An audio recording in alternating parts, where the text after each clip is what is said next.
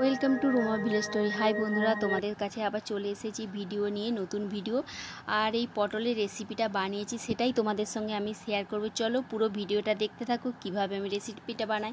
দেখো এখানে দেখো আমি গোটা গোটা পটল নিয়ে নিয়েছি, বড় বড়ই পটল। তারপর পটলগুলো খোসাগুলো এমনি চেঁচে নিয়ে তারপর দুদিকে মুখগুলোকে কেটে দিয়েছি।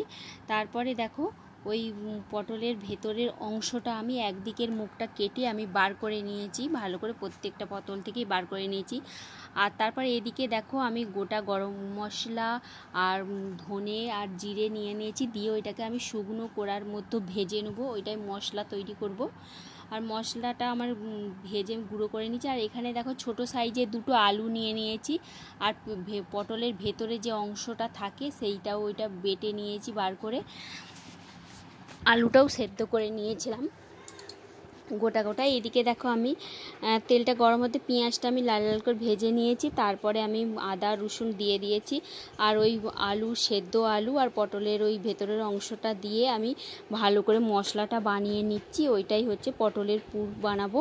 আর এদিকে দেখো লঙ্কা গুঁড়ো, হলুদ গুঁড়ো, নুন দিয়ে দিয়েছি। আর যে ভেজে রাখা মশলাটা গুঁড়ো করে রেখেছিলাম সেই মশলাটা ওর মধ্যে দিয়ে দিয়েছি, দিয়ে আমি মশলাটাকে ভালো করে বানিয়ে নেবো। একটু সামান্য চিনি দিচ্ছি স্বাদটা আসার জন্য। আর এইদিকে দেখো পটলগুলো নুন আর হলুদ মাখিয়ে দিয়েছিলাম, আর সেটাই আমি ভেজে নিচ্ছি আগে তেলের মধ্যে। এভাবে সব পটলগুলো ভেজে নিয়েছি। আর দেখো গোটা গরম মশলা দিয়ে ওই তেলে আর তেজপাতা দিয়ে আমি তুলে দেবো একটু পেঁয়াজটাকে আমি লাল লাল করে ভেজে নেব। তারপরে দেখো এদিকে পটলটা ভাজাই তো হয়ে গেছে সবগুলো।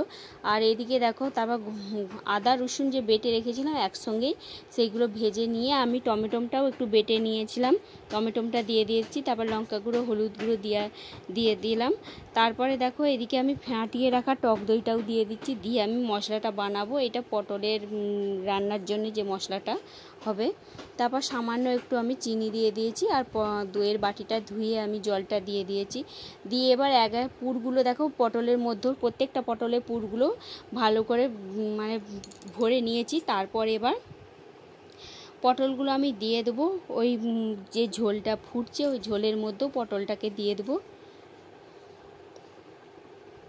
দেখো একদম নতুন রেসিপিটা বানিয়েছি, তোমরাও বাড়িতে বানাবে আর তারপর আমাকে জানাবে কমেন্ট করে কেমন হয়েছে। আমি তো না খাওয়া পর্যন্ত বলতে পারছি না যে কেমন হয়েছে জিনিসটা, কিন্তু খুবই সুন্দর লাগবে এভাবে রান্না করলে। আর ভিডিওটা কেমন লাগলো তোমাদের, যদি ভালো লেগে থাকে তো চ্যানেলটাকে একটা সাবস্ক্রাইব করে আমার পাশে থেকো, আর লাইক করতে ভুলো না। আর কমেন্ট করে তো জানাবেই রেসিপিটা আমি কেমন বানিয়েছি। এরকম নিত্য নতুন রেসিপি পাওয়ার জন্য আমার চ্যানেলটাকে সাবস্ক্রাইব করে আমার পাশে থেকো।